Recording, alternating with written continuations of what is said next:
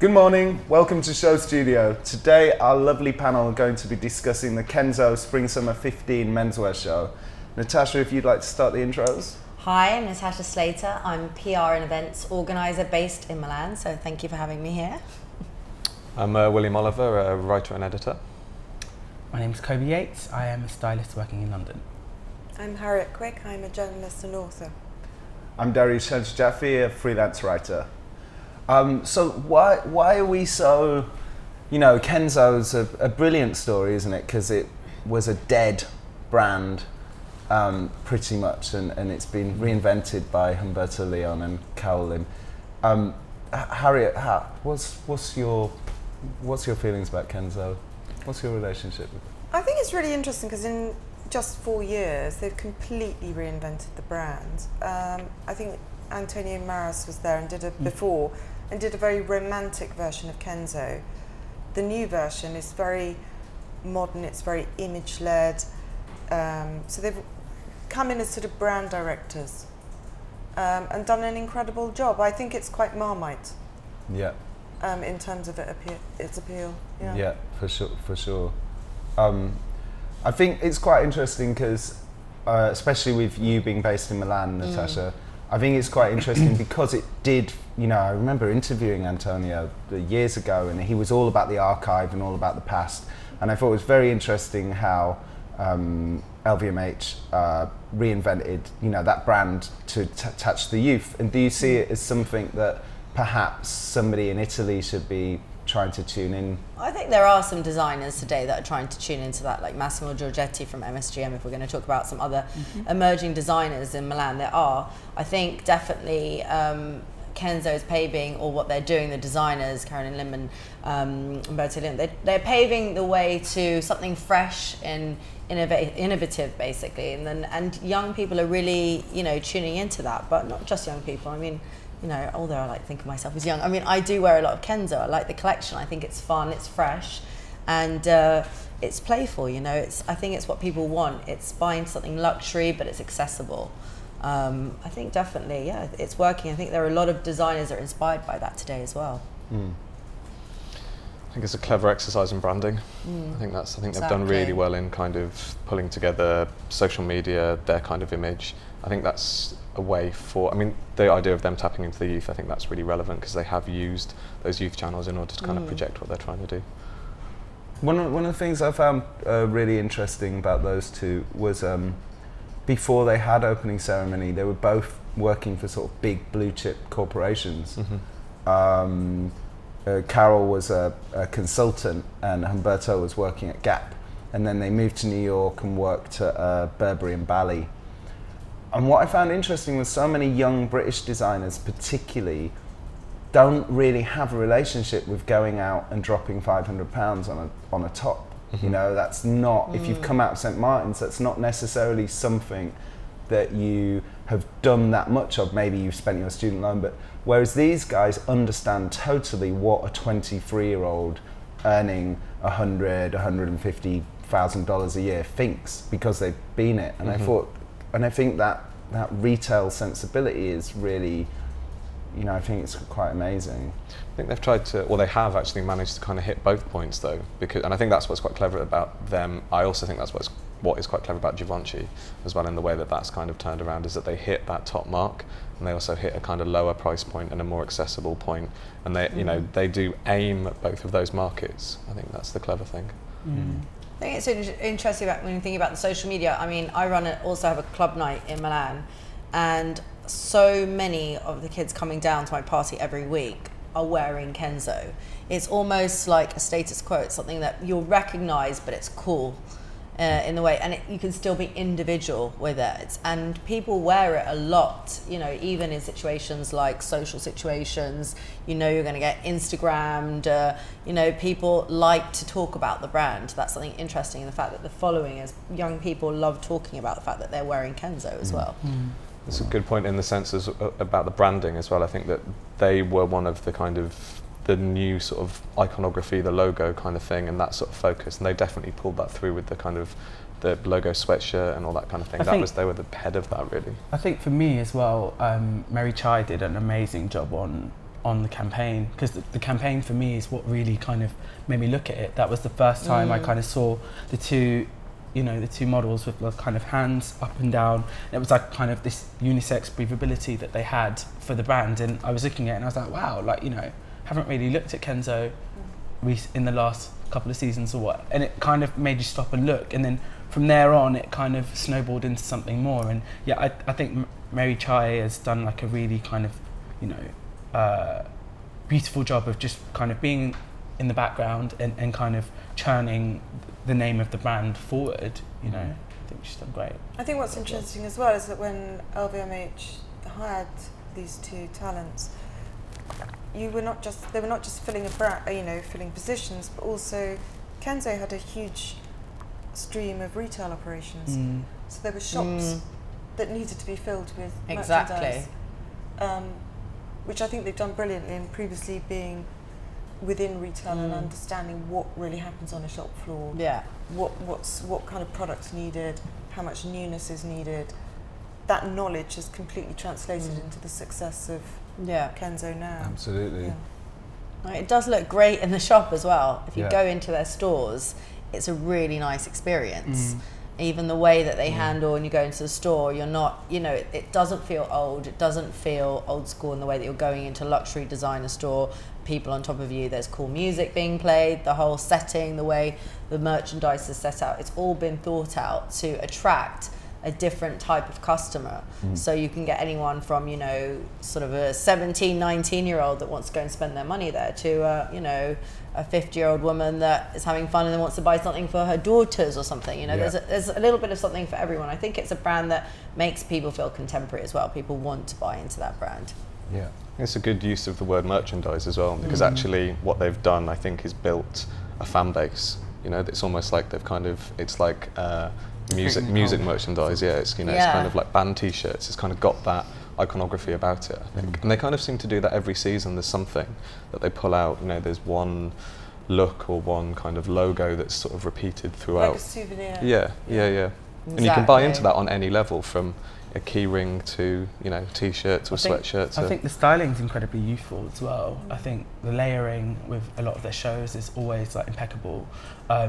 You know, everything from like, you know, they seem to always, especially with the menswear as well, I find, they seem to kind of introduce new kind of shapes and silhouettes. Like, you know, they'll have like a jumper layered over a jumper, and it will be like a short sleeve jumper with a long sleeve jumper underneath it. But it will be technical, but it will be so slight, and I really kind of appreciate that aspect of the business as opposed to the actual print. I guess like what Harriet said, you're right, it's kind of very much so a Marmite situation with some of the pieces. It's like you either love it or you hate it. But then, I mean, my relationship with Kenzo has been very volatile in the last few seasons anyway. I feel like, sometimes I'm like, I can't really take it, I don't really want to look at it. But then at the same time I'm like, kind of want to get a little jumper for my niece or nephew, do you know? Like it's that kind of thing where it's like you constantly feel a push and pull towards the brand. I think for me, one of the nice things as well, you know, Kathy Horan wrote this article a few years ago where she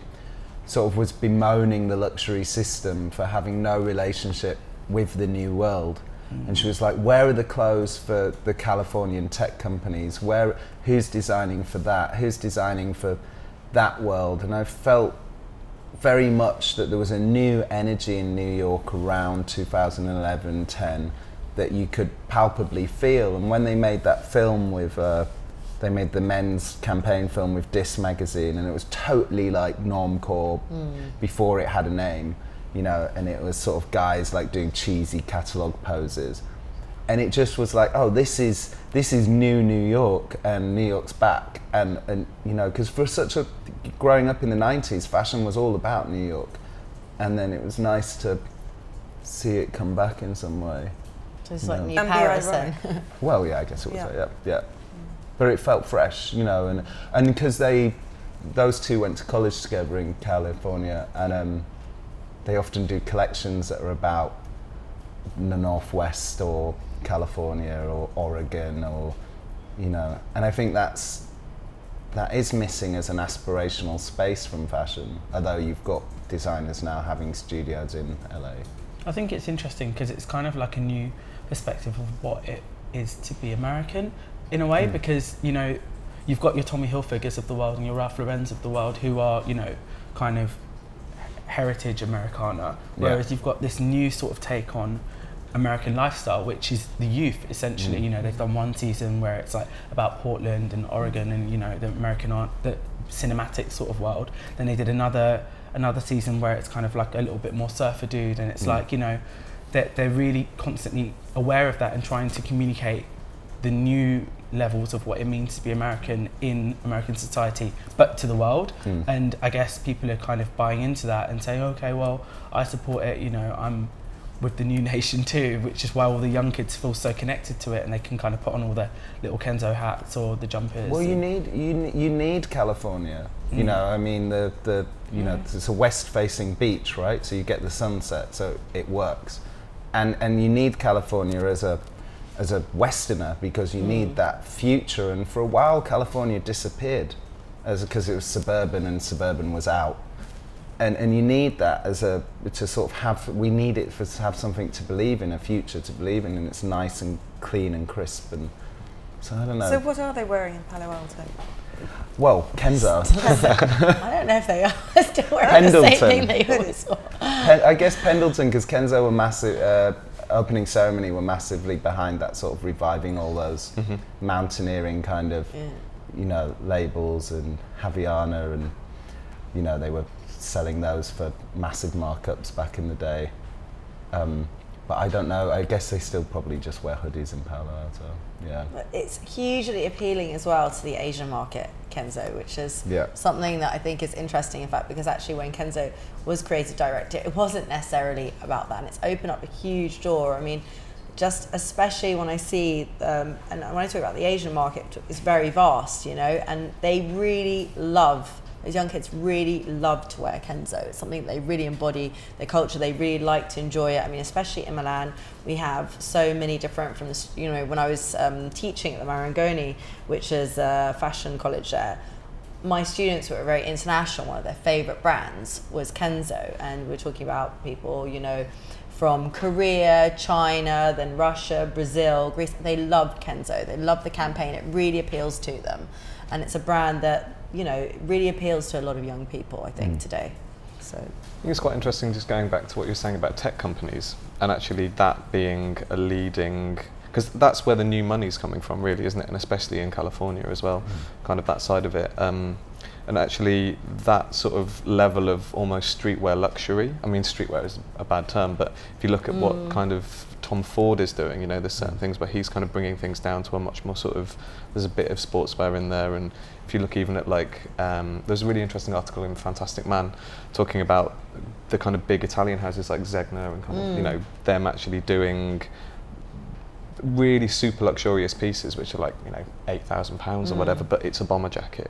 You know, and it's kind of that sort of pulled, like there's a meet in the middle where actually you don't need to wear a suit to go to work. You know, you go to work in a creative, you go to work at Google and you're earning 200k a year, but you're wearing something which is much more sort of laid back. More casual wear, basically. Yeah, people, it's true though, that's what's happening a lot in fashion. That's what people want as well. There's a new way of dressing. Yeah. You know, new way of approaching, and of course, you can, like a new approach to luxury. Yeah, and if you've got a luxury bomber jacket, then you can look incredible anyway. You know, it's not like saying, "Oh, why aren't you wearing a suit with a tie?" Because it's like you're wearing something amazing. Yeah, there was a rather delicious last season. There was a rather delicious lilac sort of bomber with a big collar. That was, I mean, lilac's not a colour I'd normally think about. You look nice in lilac. Yeah. They've continued on what they've done in Resort, really. Yeah. I don't know if you saw. It's interesting, all the use of prints and colour, because it's sort of like it's designed for social media when you look at a lot of these clothes, and it's definitely designed for image impact. Yeah, absolutely. But I mean, they are conscious. I think one thing I really appreciate about them is, you know, they try at least to be conscious of what was previously done, and, you know, they looked at archives and tried to kind of bring forward that print and colourful aspect of the brand. It just so happens that it works in their favour, I think, because you know, some of the other brands that they house in, you know, opening ceremony and stuff like that, they've really managed to kind of catch or be aware of the sensibility of some of those brands and breathe that into the work that they do, whether it's at opening ceremony or if it's at Kenzo. I think that they've really got a good understanding of how to create something that is you know, shop ready. That it's got great hanger appeal. Yeah. You know, it looks great off the hanger, on a person. It all around, it just seems to work. Even when it's folded, it looks beautiful in store. Yeah, it's really interesting. I think you always feel like you've got something special when you've got one of their pieces. You've got something which is a little bit particular. You know, it's kind of casual. You know, it appeals to that street while every day, but then it's something kind of unique, and you can be recognised in a way without wearing sort of that, you know, because, you know, designers have moved away from wearing logos in a way, sort of their print. It's something that it can be recognised, and people still want people to know what they're wearing without a logo being plastered over, even though they did do the kind of sweatshirts which is all like Kenzo and the line, but then gets to the point where people get almost like, oh, I can't stand to see that anymore, you know what I mean? And even that's kind of good. So it's like, what are we going to invent next? But people still like to be recognised, I think, for what they're wearing. I think it's that subtlety though, isn't it? It's about taking a print or something and actually using that as the logo. You know, it's not necessarily a really obvious kind of, you know, whatever emblem, but then it's something that you kind of, it's like a cult. You know, you're following it, you kind of know it, you spot it. Yeah, there's so many brands though that it's difficult to wear the, I mean, Givenchy's managed to do it, and Kenzo's managed to do it, where you're actually happy to walk around with a logo on you, but that's quite innovative in itself, because there's other brands which that's just not cool anymore to do somehow. I don't know, like Valentino and stuff. Kind of. Just before we go into sort of properly looking at the show, I just wanted to hit Harriet back up with, you said Marmite. So I think we've done, you know, we're doing a rather good job of loving this. But I'd love to know why you think some people Marmite it.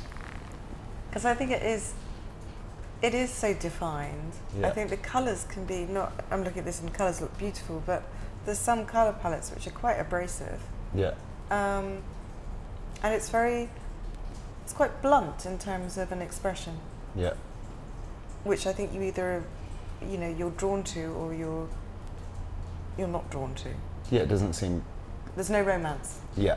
That's very true. Yeah, that's very true. That's it. I want to go on the record as saying I generally don't like Kenzo as well. That's the thing. I mean, I really super appreciate what they do as a brand. I think they're incredibly clever. I think what those two have done is brilliant. Opening ceremony, amazing. As a brand, it's not something that I wear, and I don't particularly like it. Why is it you don't like it? It's just not for me. It's just a bit too full on, I suppose. I don't necessarily want to be one of those people that you spot wearing is that more British though? Because I think for only living abroad in Milan, people love it there. You know, in Italy, the Italians have really embraced Kenzo. They love it because they love to be spotted, and I think it's like that thing, and they love to be noticed, you know, and as I was saying, especially people coming down to my parties, they love all that. So it really is a brand that works well, and I completely understand why you don't feel like, oh, I love that, you know, and I can now see even clearer why some people do. Completely. Yeah, you have to be like, I'm wearing Kenzo. Yeah. Well, it's much easier to wear fashion in Milan. You feel much easier about it. Like, you know, because it's colourful. It's a colourful place, right? I think just because everybody's everybody's beautiful. Everybody, you know, you feel less like you feel less snobby. I think more people are wearing designer clothes on the street. And the sun helps. I really love what you said about it rather not being romantic, because it's interesting. I want to like tap into whether there's other brands that have the same sort of sensibility, but whether they have that romance. Like I know it's a bit obvious, but like something like Moschino at the moment, like, you know, obviously I don't think it does have a romance to it, but it does have a passion, you know, which is kind of interesting. Like you can see him breathing his life into the brand as well, and I wonder if that translates in the same way as it does for Kit. Like, obviously you wouldn't. I take it you wouldn't see yourself wearing Jeremy Scott from Moschino. I would love to see myself wearing Jeremy Scott from Moschino, but unfortunately I don't think that's going to happen. Yeah. Okay. Yeah, it's interesting. But that was really funny at the Moschino show in Milan. There were, you know, a lot of the Italian older people who'd been working in the company that were just cursing the show during the show, just like, oh God, it's awful, I can't believe it, it's destroying the brand, you know. They were upset. They were really upset. While like it seemed like the whole social media was really embracing, you know, Jeremy Scott's, but there were so many people that are still very upset about it and feel that now it's like they put themselves in a corner, that if it doesn't work with this, then you know it's really the end of Moschino. So people feel like sad, especially people who've dedicated their lives. But I mean, you know, this is all whether you take something with a really strong branding, whether it's going to work or doesn't work. I'm sure people said the same about Givenchy though, as well. You know, I think it was slightly with Givenchy. It wasn't so immediate. It was progressive. It was wasn't progressive. so immediate. He didn't like push that in straight away. It was evolving. It's evolved. Also, the menswear was. I mean, when we think about he didn't Givenchy, do menswear at the beginning straight away either. So you know. we don't think about the beautiful stuff he's done with women's wear. It was the women's wear wear really that kind of incredible. pushed him forward. I think definitely. But when you think of Givenchy as a brand, I think we often think about the menswear, and the menswear was such a load of turd before he was there that I mean, you know, I went to Oswald Boateng's show years ago, and I mean, it was just terrific, and yeah, so I think, you know, he actually sort of had carte blanche with the menswear. Whereas with the women's wear, what he's done is actually super on this stratospheric level of beauty, isn't it? So. But I mean, the interesting question is, you don't like Kenzo now, but did you like it before? Would you have worn it before? When Antonio Maris was creative director? Yeah, did you think about it? I actually, I have got a couple of bits because I randomly, he was one of the first people I interviewed actually years and years and years ago, and I did end up getting. Yeah, I mean, yeah. Yes is the answer.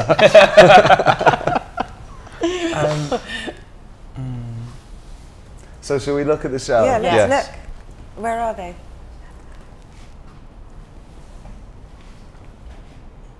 They look to be outside. Yeah, it is that they are outside. Yeah, they got wet. I saw There's on even Instagram. umbrellas. Parasols. Okay, sorry. Was it the opening ceremony show that they did where they were in New York and they were walking out? Did you see that? They were walking on the street. They were doing a show basically on the street. Oh, great. I saw a couple of bits online, but I didn't really see the show. So they've kind of been following that sort of.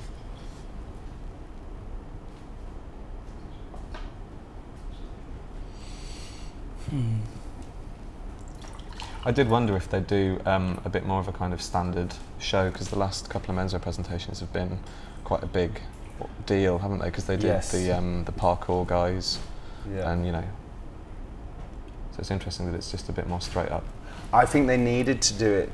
I think they needed actually to, because one of the problems with those big event shows was actually the way it got Instagrammed detracted from it being fashion. Yeah.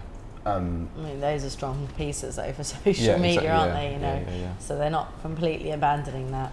But they're also a bit more beautiful. But they do look great though. Yeah.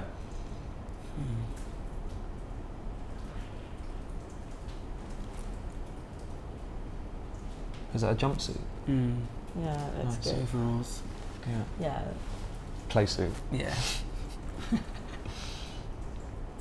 It's the solution, really, the jumpsuit. To what? Everyday dressing. Yeah. Well, to like, you know, it's like it's not a suit, And it jumps. and it's you can jump. So you like those? Do you think that the kind of emblems and the stripes which are sort of going through, do you think they're going to get picked up as much as the emblems that they've used previously?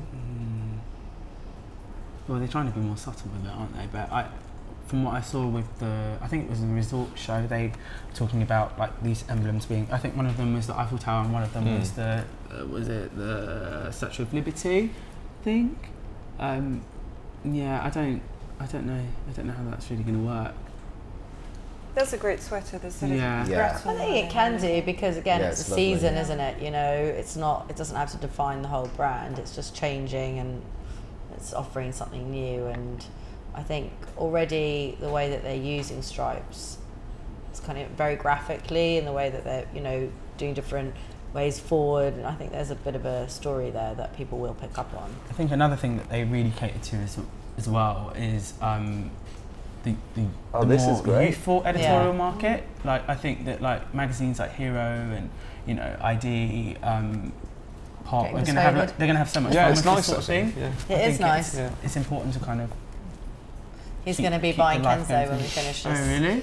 I do. Some of it's yeah. So no. he's already sold.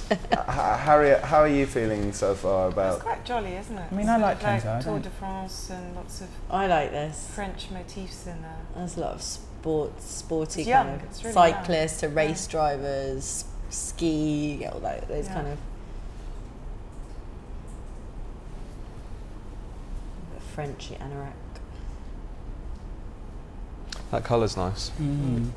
Yeah, Harriet was saying about the French thing, which is unusual because obviously the brand has always been about internationalism. I mean, Kenzo was always going off on some ethnic trip somewhere and then doing it on the catwalk. And the brand has been so international, and it's interesting that they're tuning in now to Paris. These three images here are definitely very Paris, I feel like, aren't they? You know, the culottes and the anorak, and yeah, very much so. Do you think that sense of the French kind of sense? Do you think they're managing to sell that internationally? Because that's an interesting thing, isn't it? To sort of almost take that as a look and then purvey it across. So they're still being an international brand, but they're taking the heritage with them. I don't know. What do you think, Harriet? I guess you have the Paris collection, and maybe you want to buy into that. It's sort of, I think they did that with Resort and sort of took the viewpoint that they're looking at Paris and France as outsiders, as tourists, and sort of having fun with that perspective. And then we see the Statue of Liberty, which actually was a gift from France. So, Indeed. Well, also, I mean, you know, Paris is They've got like... Les Miserables in there, haven't they, as well? Look. Oh yeah. It's the ultimate, I mean, it's the ultimate exotic destination. When I was reading Mumbai Time Out, Paris was the most exotic place in the world because London had too many Indian people in it. They were like, yeah, you know, it's just the only problem with London is that you'll just see lots of Indians because they were Indian, right? Yeah. So they weren't being racist, they were Indian.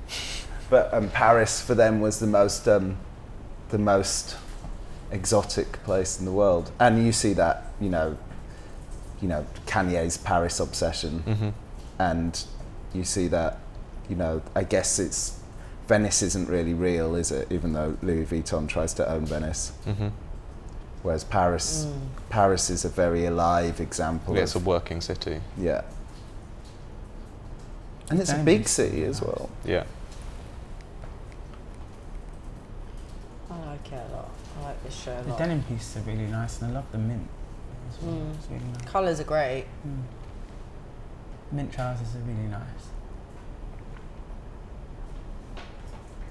It's good.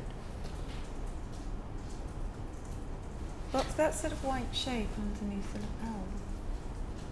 I noticed that on a couple of the trenches. Yeah, exactly. It's quite odd graphic, isn't it? I mean, during what's the correct term for these kind of super white, minty, like super light colours? Like, it's not really pastel. It's because I've been seeing quite a bit of that.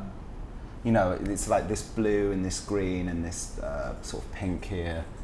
It's got a real kind of luminescent chalkiness, but it's not quite. But it's, you know. I think they would go into the pastels category though, kind of. Yeah, but they seem extra luminescent or something. Yeah, they are. Or with more white in them. But I mean, really enjoying that pink colour one's palette. lovely. Yeah. Blush pink one's really nice. Yeah, see, that's the signature that they're using, aren't they? This graphic that's coming on all the jackets and anoraks. And I think that's come from the stripes, and it's just been a derivative from it. So, I mean, those three images even could kind of take shape in like an acne show. You know, it's almost like quite minimal and very pastel. Like it's more their sort of aesthetic, but it's nice that they've kind of catered to a calmer sort of man as well as someone who likes to go out and have fun. Well, maybe as well, the thing with the logo was they needed to... That look is very acne, the one on the far. it's just a bit more going on though than in acne. There's like a lot more different details happening. Not in that one. I think that it's more about the shape of the jacket, and that's one thing that, you know, acne seem to have this sort of oversized, like sort of mannish kind of aesthetic to them. I don't know. Were you going to say that you thought that they had to appeal to a new customer? No, well, yeah, just when they first established themselves at Kenzo, they had to give the literally the logo, the word, the letters, an allure. They had to establish that. Build that brand again, yeah. And I guess to some extent, I know we're all got logo fatigue, but to some extent, they've done their job now. Yeah, I think they're really appealing to their fan base really right now, and the fact that this is something that a fan base find very easy just to buy straight away. Yeah. Anyone who likes it's almost like the work is, as you said, that work has been done now. You've just basically got a big fan base that really loves fashion and loves to wear Kenzo and will wear Kenzo on a daily basis as well. People that will just buy it and wear it every day. So there seems to be a very violent swing between autumn and spring for them with menswear, which I don't know could be slightly problematic in terms of knowing what you're going to get when you go in the shop. Continuity of it, yeah. I mean, I don't know how much of this actually goes on sale, but I think with Kenzo, quite a lot of what you do see in the show does go on sale. You can see it in the store as well, which is what actually with a lot of other designers that doesn't happen so much. Like the show is very much a show, and I think with them, like these pieces are then available. They are put into merchandise. That should be cool. Yeah, it's very wet. The colours look a lot brighter in some of the other pictures. You see them in real life. They've got. that could be #filter. Oh God. These are their Instagrams, aren't they, of the show? Oh, that's the invitation, is it? Yeah, they're quite clever with their invites, actually. Yeah, with the Tour Eiffel. It's nice. Oh, I like It's very neat, isn't it? The handwriting, it's sort of neat Yeah. and clean. It's not rugged. Wow. It all is quite neat and clean, even though there's a lot going on within it, but it is still quite contained, isn't it? But that seems to be a theme of the panel, that perhaps people are wanting just a little bit of dirt. You know, in the same way that perfumes are based on musky tones, which is essentially, you know, bums. And and that needs to be there to make the perfume alluring. Maybe it's the same with, somebody wrote about this in Vogue, a very clever article on it. But maybe that's the same. Maybe we need those musk tones to come through. I think it's interesting that I mean, I can't actually quite see. Is that a sort of camouflage print on that jacket? I would have expected to almost see more of that. Yeah. And I wonder whether or not what ends up in store is kind of camo, I suppose, isn't it? I wonder, is that a camo or floral? Anyway, It's kind of I think that it will be interesting to see whether that's something that comes through a lot, because kind of almost like maybe that and the stripes will be the thing that you kind of really pick up on.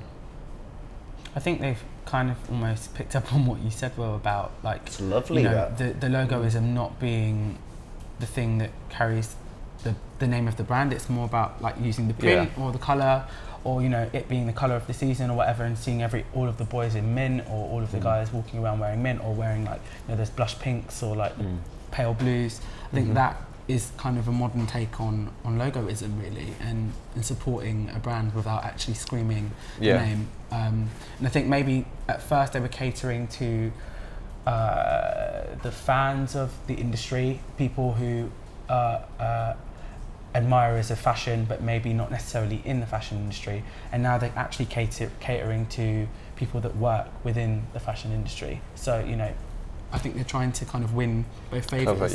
If you know what I mean. Also, there's always a rush of excitement around the new. I mean, we love fashion, right? So we're all addicted to new. We love it, you know, it's what gets us up in the morning. So, you know, when there's this new injection of energy into a brand and they're bringing all new creatives on board and doing, it's just exciting to be part of that newness. And you know, and that's why you'll see that 21-year-old blogger in a skirt wearing, you know, a Kenzo sweater, because he's like, I'm new, this is a new industry, I'm doing new things. It's just... But it also gets photographed by all the street style photographers. You know, Kenzo is one of the brands that gets picked up. You're guaranteed to get photographed if that's what you're after, if you're wearing Kenzo. So, you know, if you want to be a blogger or you want to go outside the shows, who's ever wearing Kenzo always gets photographed. So, you know, that's something else. It's not just people who are wearing it, it's other people around you who pick up on it as well. Which goes back to that thing about branding, about it being a clever branding exercise. But which totally destroys what I was saying about the Cali thing, in a way. Because that previous internet fashion moment, the stealth wealth thing, you know, this is not... No. No. Yeah. Not at all, basically. I'm loving this orange stuff, though. It's very graphic, kind of. I can see you in that suit there, Daryoush. Or the one on the right. I was thinking much more left. No, I think the left, the one on the left. Yeah, left. No, I don't think I can see you on the one on the right. No. I think it's quite an interesting version of that orange as well, because that orange is something that we've seen over the last kind of season or so, and it's been coming through a lot. And actually, that's a bit more of a accessible take on it. Do you know what I mean? It's not quite as sort of garish as, or difficult to wear, you know, at the end of the day. Which is actually, I guess, quite key to what they do, isn't it? They produce really nice, but quite wearable clothes. Yeah. It's almost like some of the colour palette that like Carven was producing quite early on in the beginning, and even like with the white buttons, it's very Carven and Acne for me, rather than kind of what Kenzo has been doing for the last few seasons. Especially when you look at their last autumn winter show, like, which was so about kind of making these kind of street style worthy sort of you know interesting pieces, like the really chunky boot that they made, like there were these really like kind of strange boots, but yeah, I don't know, I guess it's a lot more kind of pared down and classic. The denim pieces are really cool to me. I think the jackets look really good, and the jeans, and the Les Mis is a bit much, so like. You're not feeling that? No. I think there is quite a lot of synergy actually between what Carven are doing and what Kenzo are doing. It's you know, they're doing it in a different way, but I do think they're kind of mirroring in some ways. It's interesting that you said that about what this is, and kind of obviously because that's more about cut and shape. I think Carven's maturing a lot more rapidly though. Like their last show is, you know, so elegant for me. And it felt more grown up, whereas this still has the youth about it. It still has a kind of playfulness that, you know, a 19-year-old won't have a problem with, or 18-year-old won't have a problem with. Whereas, but there's no reason why a 50-year-old, as long as they, you know, there's pieces here you can take. You know, this is a styling for the show. There are lots of pieces you can take in there that I think it's developed actually a lot. Look at these suits, and I think actually it's grown. They've grown as designers from what they started doing at the beginning. I think I can see a design, you know, development here, personally. I think that's an interesting point about Carven. It's probably about a similar price point, isn't it? Yeah. Yeah. But then at the same time, like, I think that 2-button single-breasted suit doesn't lend itself to like a 40-year-old. It's for a slimmer frame, you know, it's for like someone who's like 24, 25, so they are conscious of the youth. I think like, I haven't seen any double-breasted. What's wrong with being 40 is a new 30? Oh God, it's a new 20. I'm getting there. Remember that 40-year-olds don't want to look like 40-year-olds anymore. This is why this is appealing. No, you're right. 50-year-olds don't want to look like 50-year-olds. They don't want, you know, that's why it's like, you know, ultimately we're talking about all these kids wearing it, but the reality is probably the majority of the people spending and, you know, making this label go is not just kids buying late into 30s, it. So it's late 30s, 40-year-olds, maybe 50-year-olds that want to look young and want to look contemporary. So I think that's what it's about. And then of course you get some amazing 20-year-olds who are rocking it, really great with it, you know, and it's all on the Instagram and blogs. But people who are buying this every day are definitely people that are in their 40s who don't want to, you know, don't want to say, okay, I'm 40, I have to dress like. Well, I remember talking to you know, a guy from an ad agency about car advertising, and he was like, you know, obviously cars generally aren't sold to people in their 20s, but if you want the 50-year-old to buy it, you convince them that they are doing something new and fresh by aiming it at a 25-year-old. I mean, he was like the numbers of people in their 20s That's what all brands do cars today anyway, don't they? Yeah. They're all, you know, all brands do that today. Yeah. They're always, you know, Burberry puts, you know, teenagers in their campaign. I'm always looking going, who does this appeal to? But, you know, it's working. So, you know, that's the saying that people, 40-year-olds, they want to dress like, or want to see like a 20-year-old. So I think that's why this works as well as a brand. It's strange, isn't it, that I always find this strange that, you know, male model, because female models have been young girls for a very, very long time. But male models really made a shift change somewhere towards the end of the 90s, the millennium, where it went from being men, you know, it was I remember there was a competition on morning television and they said, to be a woman you need to be blah, blah, blah. To be a male model you've got to be between 25 and 35, you know. And it's very strange, and because boys, their body is a different shape, you know, we've talked about this a lot. So it's quite funny that change happened, you know, you don't get a wrinkled man modelling very much, maybe a watch, you know. And perfume. Yeah. These guys are casting here, these boys are young. Yeah. They look very young. There aren't any men here Yeah. in this show. So I have a celebrity question. It's from the beautiful Anna Trevelyan, fashion director of Machine A and stylist and wonder. Question, where do you see Kenzo as a brand in 10 years' time? What other brand would you compare it to? And if anyone was ever to take over from Carol Lim and Humberto Leon, who would your ideal candidate for the job be? It's a good question. I would imagine that Humberto and Carol will not be there in 10 years' time. Yeah. Do you think? Because I think they'll move to something else. Yeah. So maybe that's the thing of Kenzo, maybe it'll reinvent itself. I could see every few them years. being creative directors of the whole gig. About the LMH? Yeah. Really? Yeah. That's Don't know about interesting. You know, in a kind of the way Anna Wintour's been appointed, what is she, artistic director of? Condé Nast. Yeah. You know, I can see that kind of move. So other brands know that we what? talked about, we compare it to Carlo. I feel like the person that would be possibly representing Kenzo is not here yet. Maybe isn't in the limelight. I think that for some reason, I don't know why, but I feel like it's probably coming from somewhere over in Antwerp or like Germany, or you know, a young designer that really kind of captivates us in that sort of sense, and then kind of comes in with a new interpretation of what another part of the world envisions Kenzo to be. I think that's the best way I would see the brand evolving. I couldn't really see it evolving on, you know, on the Pacific side of the world, in Americana or anything like that. I think it needs a new perspective. Yeah, I think if they want to keep it fresh, they're going to need to find a new designer, a new name, somebody that hasn't, you know, somebody young as well. Her name escapes me. There's a young designer that who's just graduated out of Antwerp, that Susie Lau has been doing like quite a lot of reporting about. I can't remember her name, but someone in that sort of sense, someone in that sort of world, I think for me is someone I see going forward with the brand, really. I could actually see someone like James Long doing it. Really?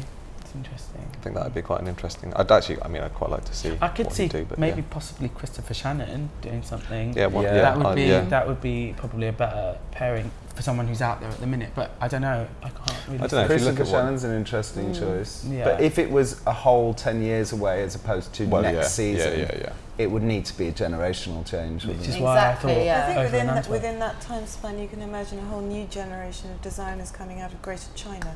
Ooh. Yeah. Yeah, I Or think so as well. maybe even. See, I think there might be an Asian designer, somebody coming out of China, somebody new, because they would, you know, be a lot of development there. There'll be a lot of new designers coming out there, and I see that actually myself. I think that would be interesting. Definitely. What was the other part of the question, or was that? Well, it was sort of the question merged. So, what do you see Kenzo as? How do you see Kenzo in 10 years' time? And then the question about who would be designing. That's an interesting part of it, though, isn't it? how I do you mean, see like, it? where it's done incredibly well to kind of place, the brand has done incredibly well to place itself where it is right now, but how long will that necessarily last? Because it is very much a kind of, it's like a zeitgeist brand right now. Do you know what I mean? It's like, it has that sort of, it's what we all want, in that it's what the consumer wants in certain ways. But the consumer won't necessarily want that in 10 years' time. So whether or not it will manage to kind of evolve and keep going with that.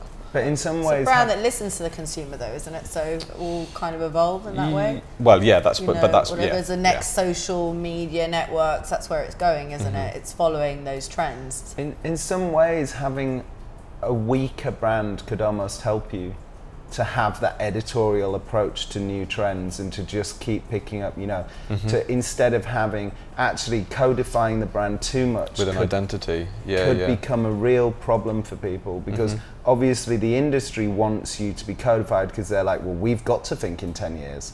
But as a designer, you're thinking about right now. Yeah.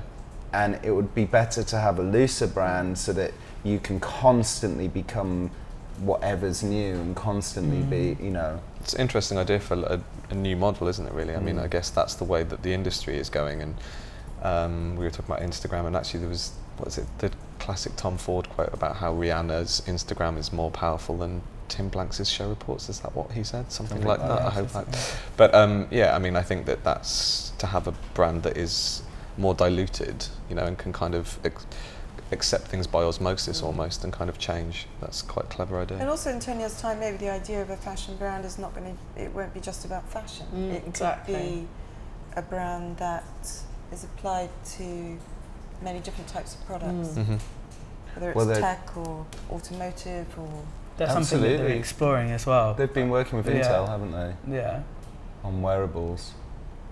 These two, yeah. I see it very much evolving with technology as well as a brand.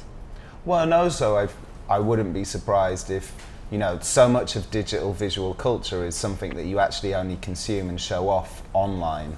So it would be interesting if somehow a brand starts to get involved with your own, you know, like there's apps now where you can put yourself on a sort of, you know, totally different background.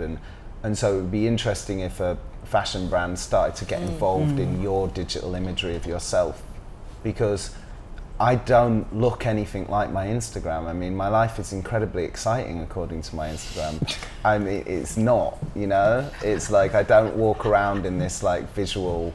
Perfect life. Yeah, I don't, yeah, exactly. I don't, unfortunately, all my friends don't wear Gosha Rubinski, and except for you, William. And, you know, well, actually quite a few do. Yeah, I mean, there's, I think a lot of people do. I think that's interesting, though, that kind of idea that there, I mean, I actually used to work with somebody who, whose Instagram was incredible, because the way that they represented themselves on their Instagram was so diverse to actually who that person was. It was like, you know, really wildly different. And I mean, they were younger, and that is definitely something which, you know, the youth of today are much more au fait with. You know, I would feel massively uncomfortable presenting this kind of secondary persona, but kids now, they're totally fine with that. It's a full-time job for a lot of people. Yeah, it really is. It really well, it's an idealised world, but like, for instance... curated. You know, I don't... Anytime I put, like, you know, I see a statue, you know, or something, and if I put that up, I'm just like, this is mixed message. It needs to be a brutalist car park or a building that looks like an alien, because otherwise people will think I'm a sort of, you know, Givenchy wannabe kid who's putting up a Baroque statue, and then it's wrong. I found blocks of council flats in Leeds that are really good. That's your chosen background. Yeah. What you sorry, back to what you said about the lifestyle. For me, it's weird because obviously we're focusing on like technology and that aspect of the growth of the business, but I can even see from where they kind of breathe life and lifestyle into their brand, I can see them taking it somewhere else. Like, you know, I know that with opening ceremony they work quite a lot with hotels and like with the Ace and stuff like that. I can imagine them like opening their own Kenzo hotel. Absolutely. And like, Beam you know, Park. in Spring Park, I mean, what's the place called? Palm Springs. And like, you know, having like a That would be Coachella great, thing. wouldn't it? It'd be Yeah, really good, like- yeah. Festival. And I can Yeah. imagine Yeah. people just buying into that whole being young and just going and living the Kenzo life and just literally surfing on a Kenzo board and, you know, They have swimming made a on surfboard a already, Kenzo. haven't they? Kenzo Oh surfboard. my God. Do you see what I mean? I totally They've want already got a that, for surfboard. me, where the brand should go, it should just go and have fun and breathe life into life as opposed to online. Because I feel like online you can't live it. Like it's hard to kind of continue to try and develop something that is already hit its peak. For me, it's about actual living experience. Yeah. Somebody told me the Versailles Hotel in Dubai has fans under the sand on the beach What for? to keep you cool. Under the sand. Wow. That's what I Blow was up told. sand in your face. I don't know how Yeah, that exactly, I exactly was works. So weird. I don't know What how would that exactly do? works, but my friend Xerxes said, yeah, there's Maybe on a fans. pebble beach, but not on a sand beach. Yeah, maybe Fans that's how it works. Weird. Lots of brands are developing that way into hotels, restaurants. I mean, But I feel like they're the perfect fit for something like that. Whereas, you know, some people it's a little bit kind of unattainable or inaccessible. Like, Or it's contrived. yeah, it's contrived, or, you know, it doesn't feel right for the brand. Like, I think it would be the perfect model for someone like Kenzo.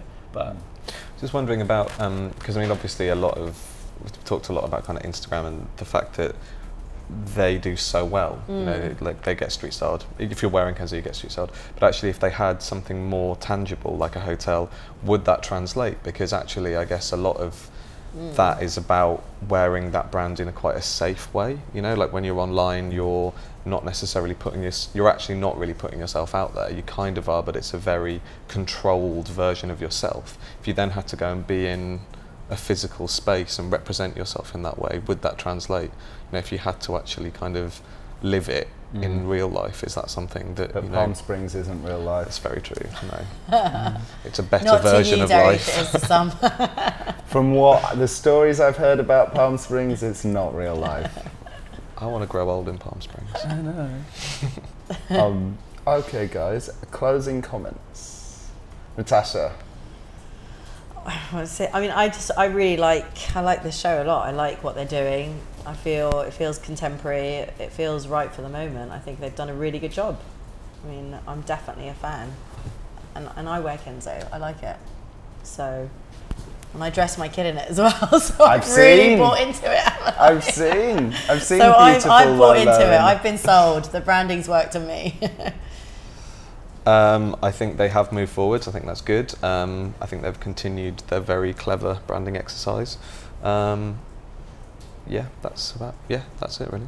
I think for me, there's not been much advancement this season for me in terms of, you know, technicalities or anything like that. I would like to see, you know, some new shapes or something like that, like, you know, them making an interesting cut of a short or something that they kind of coin. That would be nice to see something like that. But you know, the colours are nice. Again, I feel like it's a bit of a blend of Carven and Acne meets their print. But I mean, it's nice. It's going to sell, and you know, bravo. Harriet. I think they've done a great job for Paris tourism. Yeah. I mean, these actually looking Oh, good yeah. and make super uniforms for the Eurostar.